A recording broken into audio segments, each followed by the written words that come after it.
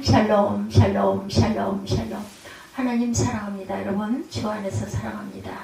시편 1편에서 6절 율법을 죄로 묵상하는 자가 복 있는 사람이다. 시는 복 있는 사람과 악인을 대조시키면서 하나님의 공의로 다스리심을 노래하고 있죠.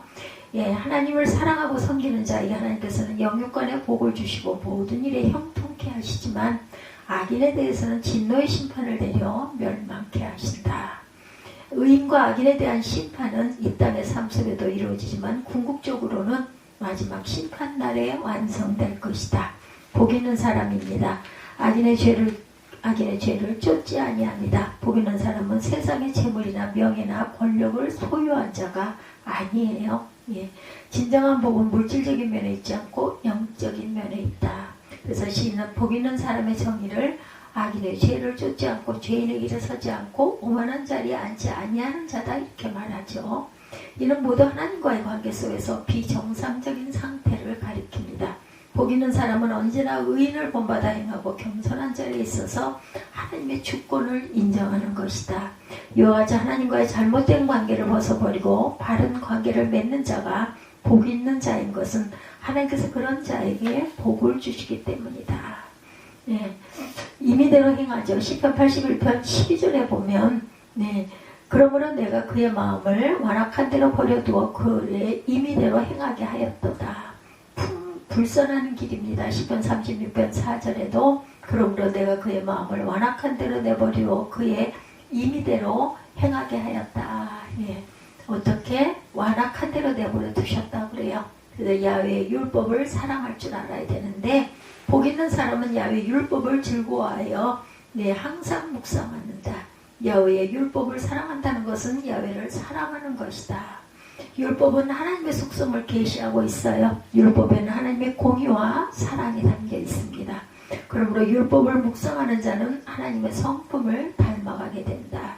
하나님의 형상으로 지음받았으나 죄로 말미암아 그 형상을 상실한 인간이 율법을 묵상함으로 하나님의 형상을 회복한다. 율법을 즐거워하고 묵상하는 자는 하나님을 자랑함으로 하나님을 사랑함으로 하나님을 자랑함으로 하나님의 법을 쫓아 행하게 되죠. 하나님께서 이런 자에게 복을 주신다라는 것. 예, 심중에 있는 법입니다.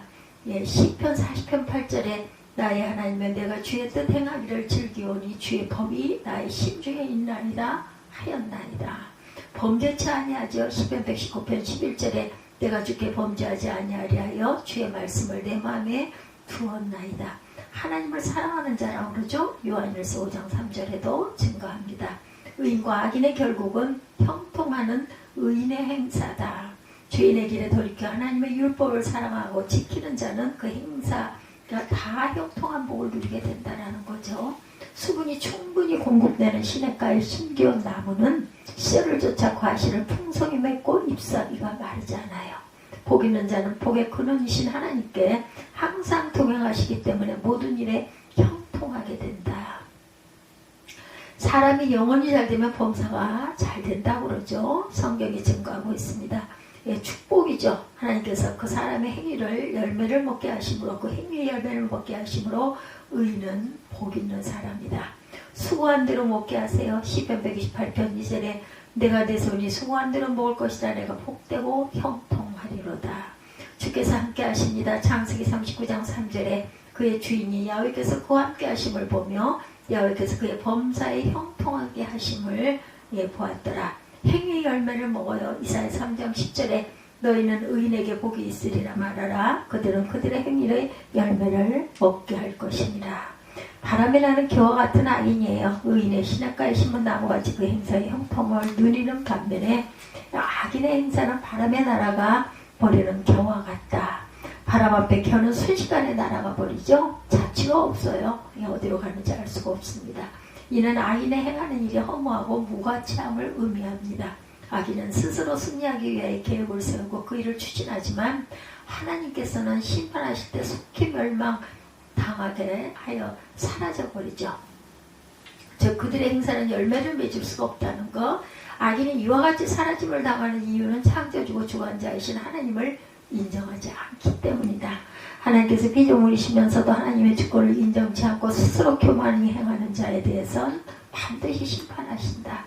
불에 태워 쭉정이가 되죠. 마태복음 3장 10절에 손에 키를 들고 자기 사정마당을 정하게 하사 알고 공모와 곳간에 들고 쭉정이는 꺼지지 않은 불에 태우시리라.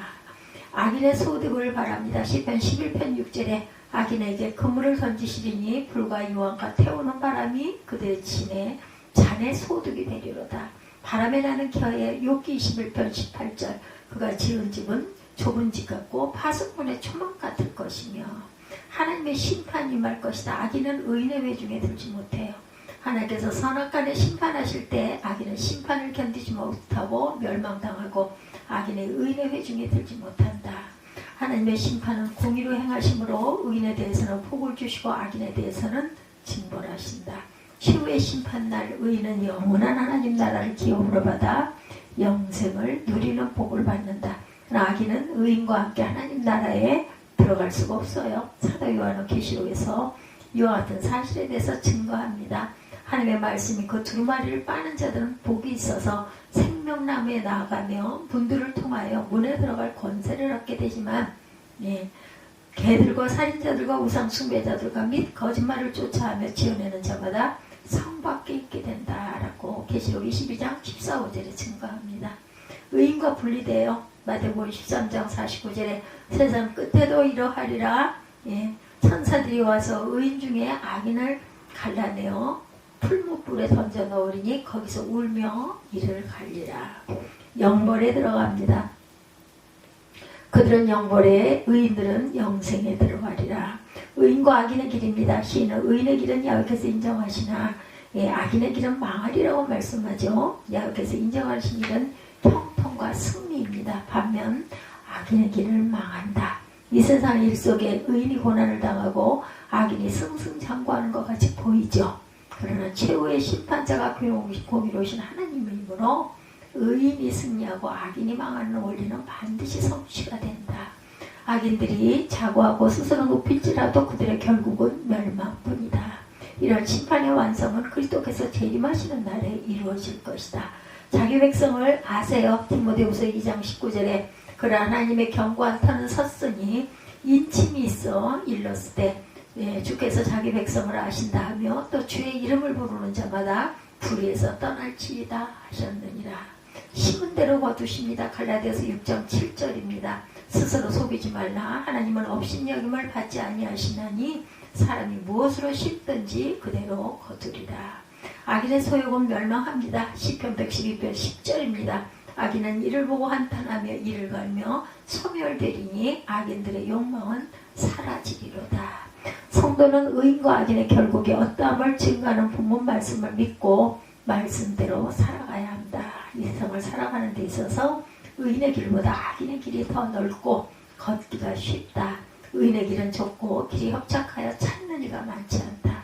그러나 최후의 승리와 영광의 길이 의인의 길임을 잊지 말고 언제나 주의 말씀을 쫓아 행하는 복된 저와 여러분들이 되시기를 주님의 이름으로 축복합니다. 시편 1편 1절에서 6절 율법을 주야로 묵상하는 자는 복 있는 사람이다. 이런 제목을 가지고 함께 은혜를 나눴습니다. 이 사순절 기간 복 있는 저와 여러분이 되시도록 돌이켜 온전케 되시는 하나님의 귀한 믿음의 자녀들 되시기를 주님의 이름으로 축복합니다. 기도하시겠습니다.